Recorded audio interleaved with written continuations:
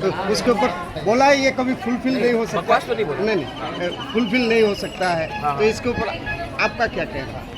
नहीं, मैंने उनका सपोर्ट से तो मैं 13 एमएलए लेके नहीं आया, उनके सपोर्ट से तो हम ईडीसी में पावर में नहीं आए, तो उनका सपोर्ट पहले भी नहीं था, आज भी नहीं है, कल भी नहीं रहेगा। लेकिन मैं आंचलिक पार्टी हूँ, मैं उनका सर्टिफिकेट लेकर अपना तिपरासा का पॉलिटिक्स तो नहीं करूँगा, क्योंकि उनको मेरा भी सर्टिफिकेट नहीं चाहिए अपना पॉलिटिक्स करने के लिए। तो उनका पार्टी का जो भी व्यू होगा होने दो।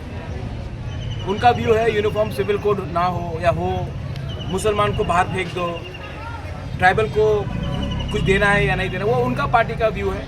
मेरा पार्टी अलग पार्टी है और हमारा व्यू अलग है। तो उनका जो भी बात है उससे कोई फ़र्क नहीं पड़ता। ना उसके पास पावर है हमें तिपरालैंड देने के लिए, ना उसके पास पावर है हमें तिपरालैंड ना देने के लिए। वो पावर दिल्ली के पास है। आज दिल्ली बीजेपी में है, बीजेपी दिल्ली में है, कल कोई और पार्टी हो सकता है। लेकिन हमारा संघर्ष जारी रहेगा और हमारा जो पॉइंट है वो हमारा पॉइंट है। आज तिपरालैंड नहीं मिला, कल नहीं मिलेगा, एक ना एक दिन मिलेगा, क्योंकि संविधान के अंदर आर्टिकल 2 और 3 है, और संविधान के अंदर अगर आर्टिकल 2 और 3 है तो हमारा लेजिटिमेट पॉलिटिकल कॉन्स्टिट्यूशनल राइट बनता है वो मांगने के लिए। अगर इसको बदलना है तो आप पार्लियामेंट में कानून पास कीजिए कि सिर्फ त्रिपुरा में आर्टिकल 2 और 3 लागू नहीं होगा। अगर वो कानून पास होता तो हम डिमांड नहीं करेंगे, लेकिन जब तक आइन में और संविधान में वो लिखा है हमारा कॉन्स्टिट्यूशनल राइट होता है वो डिमांड करने का। सर, कल आप सीएम साहब से मिले हैं। हाँ। तो क्या बातचीत हुआ? नहीं, बात हुआ, अपना पुष्पवंत पैलेस में होटल बना रहे हैं, तो क्या बनेगा, क्या एम्प्लॉयमेंट होगा, क्या रेवेन्यू होगा, महाराजा का जो पैलेस है उसमें महाराजा का नाम रहेगा कि नहीं रहेगा, पुराना जो बिल्डिंग है उसको मेंटेन करेंगे या नया, उसको तोड़ के नया बिल्डिंग बनाएंगे।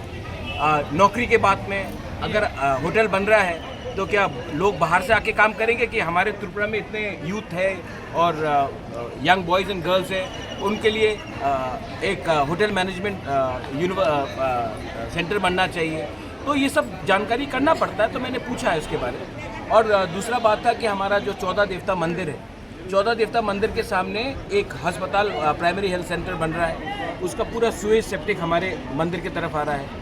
एक तरफ में तो हम लोग बोलते हैं हिंदू हिंदू हिंदू, और तब एक पुराने मंदिर के सामने अगर ऐसा प्राइमरी हेल्थ सेंटर आएगा तो ये ठीक नहीं लगता। तो ये सब बात मैंने सीएम को बताया है, सीएम ने इसको सीरियसली लिया है और कहा है कि ये सब प्रॉब्लम को वो एड्रेस करेंगे ठीक तरीके से। और मैं मंडे को खुद जा रहा हूँ 14 देवता, और वहाँ में स्टेट गवर्नमेंट के ऑफिशियल भी रहेंगे और मैं देखना चाहता हूँ कि क्या होगा वहाँ। सर, अपोजिशन वाले हमेशा बोलते हैं कि त्रिपुरा मोथा जो ग्रेटर तिपरालैंड हो या दूसरा जो, देखिए सीपीएम, कांग्रेस और बीजेपी तीनों पार्टी नेशनल पार्टी, तीनों नेशनल पार्टीज है। कोई भी नेशनल पार्टी ट्राइबल को तिपरालैंड नहीं देगा, कोई भी नेशनल पार्टी ट्राइबल को लैंड राइट्स नहीं देगा, कोई भी नेशनल पार्टी ट्राइबल के लिए रोमन स्क्रिप्ट के बारे में बात नहीं करेगा, क्योंकि नेशनल पार्टी आज के दिन हाईजैक्ट है। लेकिन हमारा काम है तिपरासा के लिए बात करने के लिए। तो मैं उनका पॉलिटिक्स देखकर अपना पॉलिटिक्स नहीं करूंगा, मैं अपने लोगों का शक्ल देखकर, अपने लोगों का भविष्य देखकर अपना पॉलिटिक्स करूंगा। मुझे ना उनका सर्टिफिकेट चाहिए, ना मुझे उनका बात को सीरियसली लेना है। ये बात आप बीजेपी, कांग्रेस, सीपीएम तीनों से पूछिए कि हर मामले में तो इनका अग्रीमेंट नहीं होता है, लेकिन जब ट्राइबल का राइट के बारे आता है तो तीनों पार्टी का एक ही व्यू है, ट्राइबल को कुछ नहीं दो। तो क्या अंडरस्टैंडिंग है उनका, आप उनसे भी सवाल पूछ लीजिए एक बार। सर, जो एकड़ हुआ है उसका कोई डेवलपमेंट है? हाँ, बात चल रहा है दिल्ली में, और बात चल रहा है। और अगर मुझे सिर्फ अकॉर्ड जल्दी करना पड़ता तो मैं कब का कॉम्प्रोमाइज़ कर लेता। मैंने कॉम्प्रोमाइज़ अपने स्टैंड में नहीं किया है। इसके लिए 125th अमेंडमेंट हो या तिपरासा अकॉर्ड हो, जब तक हमारे लोगों को एक ऑनरेबल सोल्यूशन नहीं मिलेगा, मैं ये अकॉर्ड को सिर्फ अकॉर्ड को साइन करने के लिए मैं कहीं में भी साइन नहीं करने वाला। जब तक हमारे लोगों को जो हमने बात किया वो नहीं देगा तब तक नहीं होगा बात। तो कोई टाइमलाइन है या उनको मानना पड़ेगा हमारा बात, या हमको उनका बात मानना पड़ेगा। लेकिन मैं तो अपने लोगों को बेच नहीं सकता हूँ ना फ्री में। जब वो लोग कुछ हमको ऑफर करेंगे तभी हम बात करेंगे। अरे बीजेपी का खुद का घोषणा पत्र है, आप वो घोषणा पत्र सुन लीजिए। इलेक्शन के टाइम तो सब बोलते हैं 125th amendment, university, land rights, direct funding. Election खत्म तो लोग बात नहीं कर रहे। मैं ही तो एक अकेला पार्टी हूँ जो इलेक्शन के पहले और इलेक्शन के बाद भी वही बात कर रहा हूँ।